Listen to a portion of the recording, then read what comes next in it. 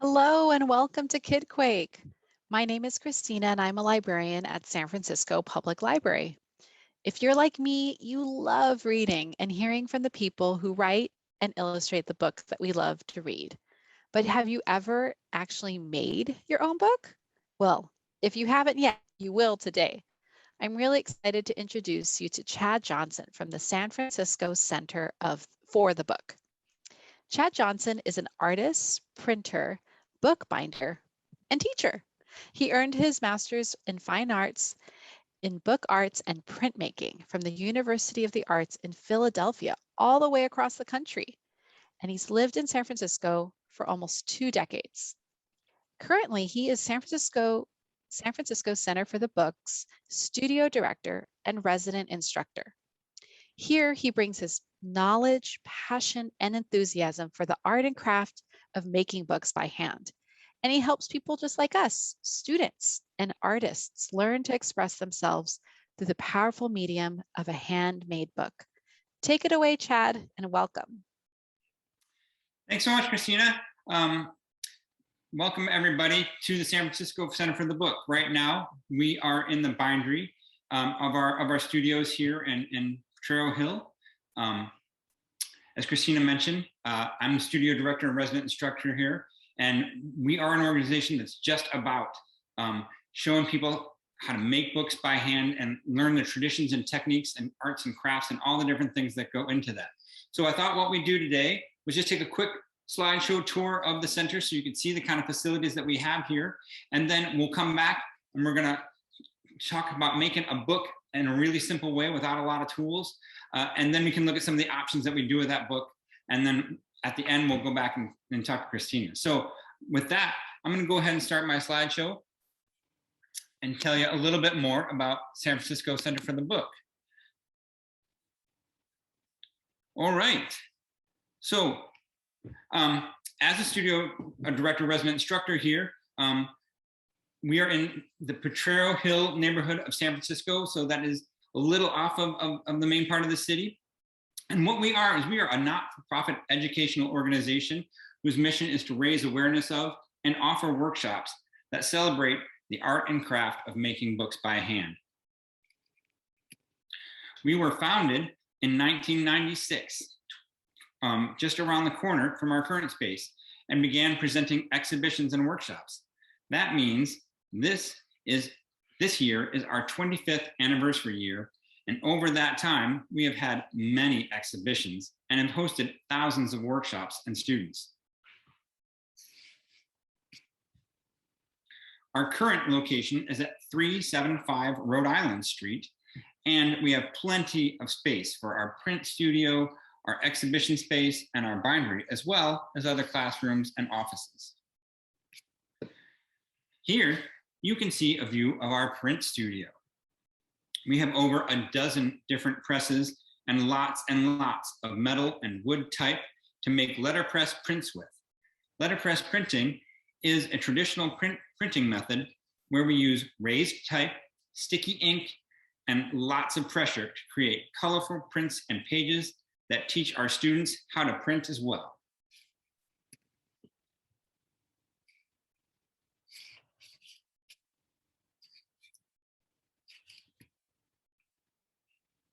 In our exhibition space, we usually host about 3 or 4 exhibitions each year that highlight all the different ways people find to be creative with handmade books and prints. In our bindery, we have a lot of old machines that are used to fold, cut, and glue paper and boards together. Making a book by hand requires a variety of steps and techniques, so it is important to have the right tools so our students can learn the best practices that go into being a bookbinder.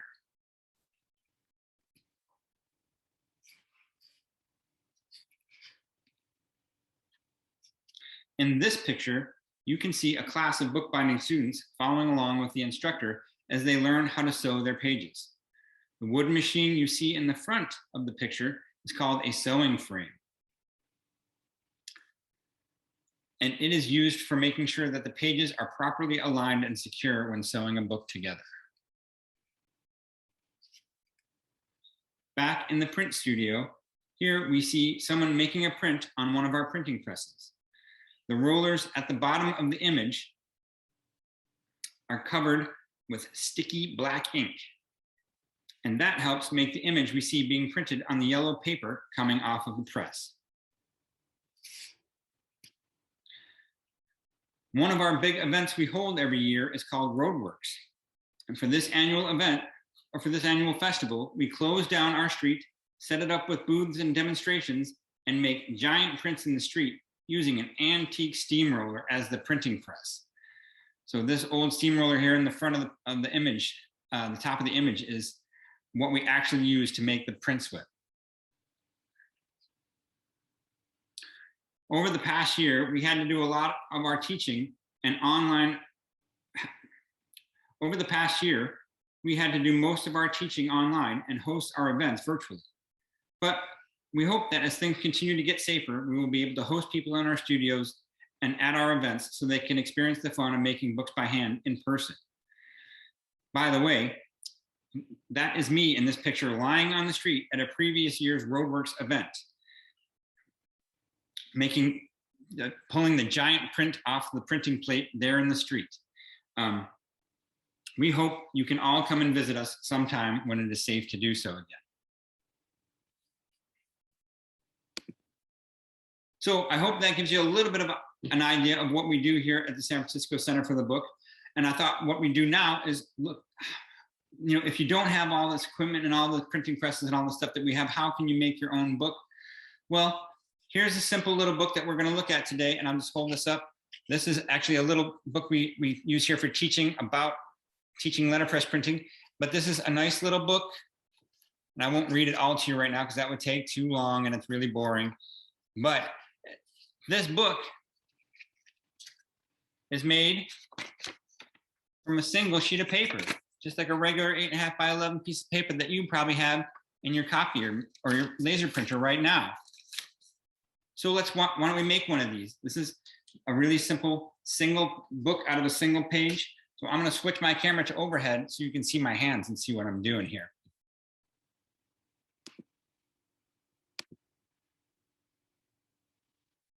All right. So what I've got set up right here, I'm going to work on this is a special cutting mat that I have that allows me to cut and fold paper and not get any smudges on it or dirt on it from the table. And then over to my left here, what I've got is I've got a big old ruler that I've taped to my table, and that's going to allow me a nice straight edge to fold my paper against.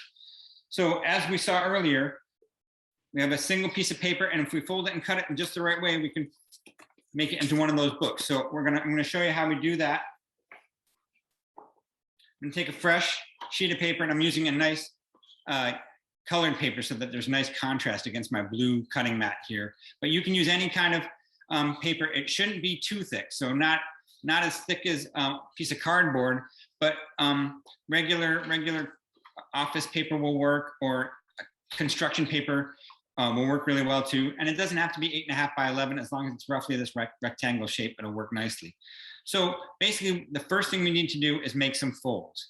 And that's really the first step of almost any bookbinding, is to just make some folds. So what I'm going to do is, the only fancy tool I'm going to use today is what's called a bone folder.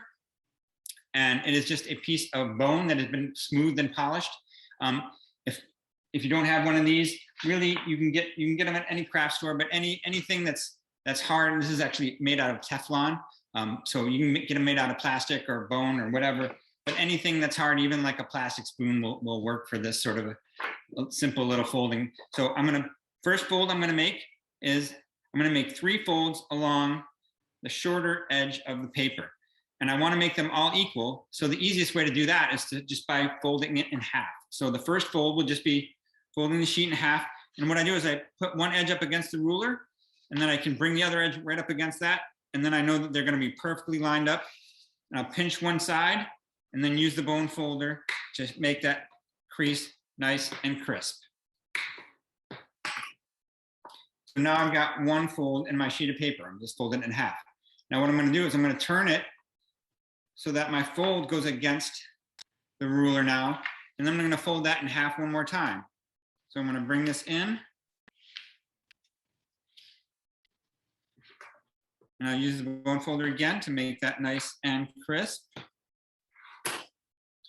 And I'm going to flip it, fold up against the ruler, edge to the ruler, and then fold. That simple step, those 3 steps, I've now made 4 equal sections out of my piece of paper. So that's the first step. Now the second, we need to make 1 more fold before we're ready to do anything else with this. And what we need to do is we need to fold it the other way. So I'm gonna flatten it out a little bit, train those folds a little flat for the time being, and then I'm gonna turn it with the long edge against the ruler and bring that against and set it, pinch it, and make that fold. Make that nice and crisp. So now I've got 8 equal sections to my sheet of paper. It might be a little hard to see the folds, but you can roughly see how it's working like that. So in order to make this work, we have to make 1 cut. Now, here in the, normally what bookbinders work with are special retractable knives and nice stainless steel rulers, but not everybody has that. So we're just going to use regular old scissors today. So what I'm going to do now is I'm going to fold it in the middle of the page, and I'll make that crease nice and sharp again. And then I will draw in here just so you can see it. I'll hold it up to the camera. But I just want to cut this 1 line from the edge of the paper down to the middle fold. And I'm going to cut both sides of this middle flap. We want to make sure we're cutting the edge with a fold on it, not the open edge. So I've got the open edge, hold that in my hand, and then I'm going to take my scissors and just cut right along that pencil line.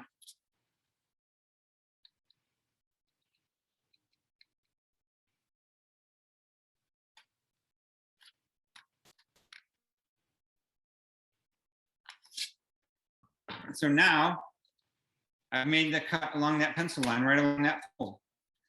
So that is pretty much it for the technical making part.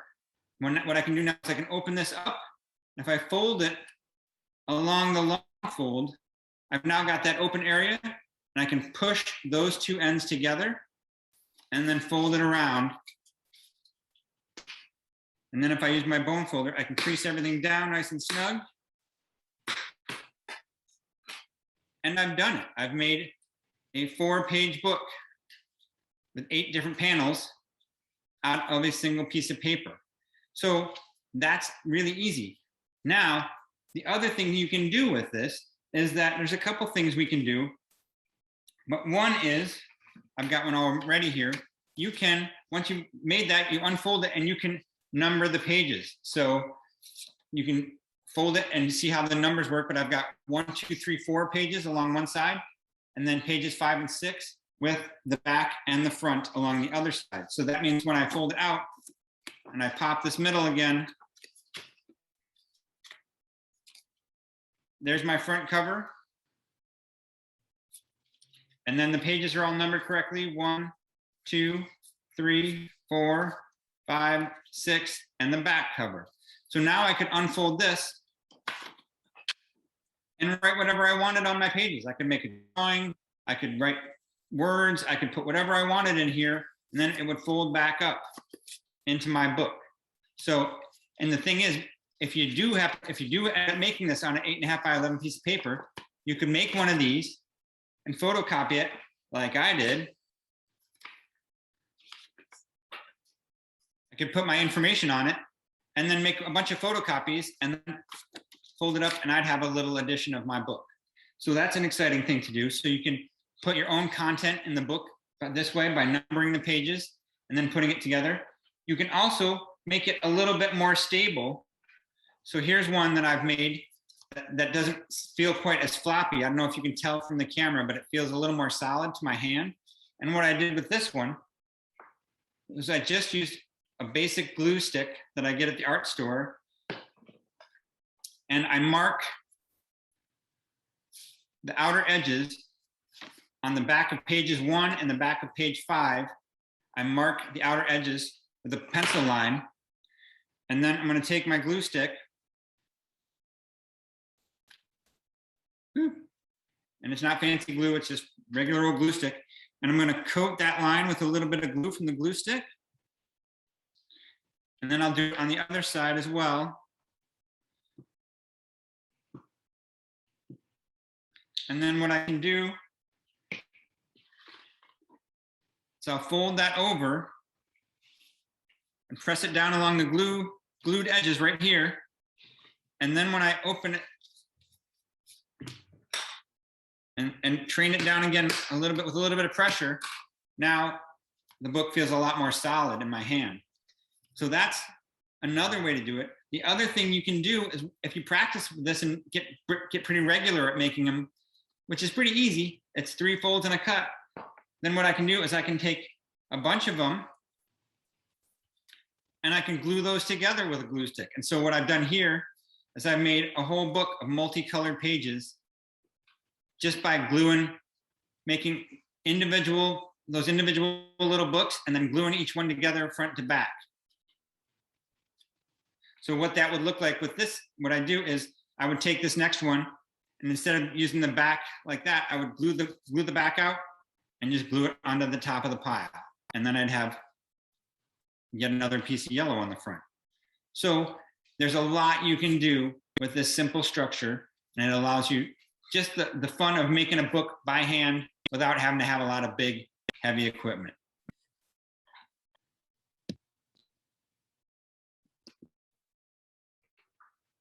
So I hope that you can get a chance to try and make one of these books or several of these books, and then experiment with putting your own content in and having a little bit of fun making books and starting to think about how books go together and how fun it is to have a little object that you can carry around and share stories with your friends.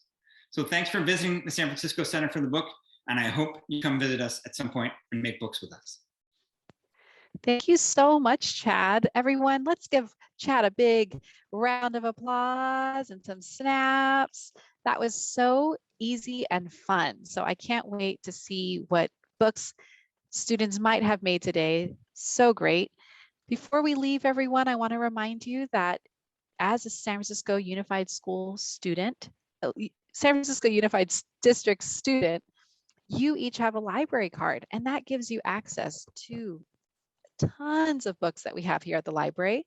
Also, books about book arts. So we have books about books and how to make the types of things that Chad is talking about today.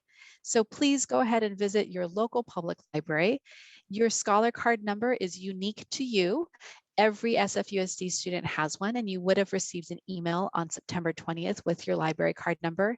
If you happen to have forgotten it, no worries. You can come to any of our library locations and our friendly staff will help you find your number right away. So we want to thank you for being with us. Thanks again to Chad and the San Francisco Center for the Book, and we hope to see you very soon. Take care, everyone.